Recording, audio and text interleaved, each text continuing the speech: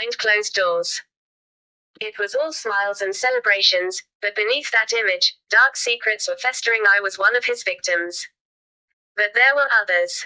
It wasn't until years later that I learned the full extent of what he had done.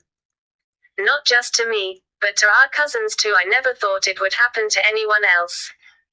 But when I learned the truth, when I found out that my cousins had been victims too, it shattered everything. Our family wasn't just hiding one dark truth, it was hiding a nightmare. We all knew what he did, but no one ever spoke about it. It was the elephant in the room.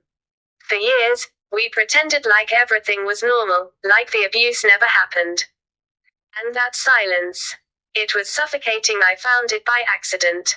A journal, buried in a box. And it all came flooding back. The memories, the pain, the realization that I was not alone in this nightmare.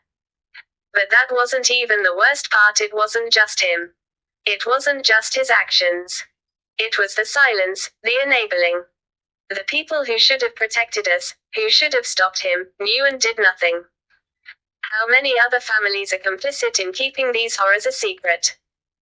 The hardest part isn't facing the abuse itself, it's realizing just how many others were affected, how many lives were ruined. We will never know the full extent. But we know it was far worse than anyone could imagine. The real twist. We can still change the future.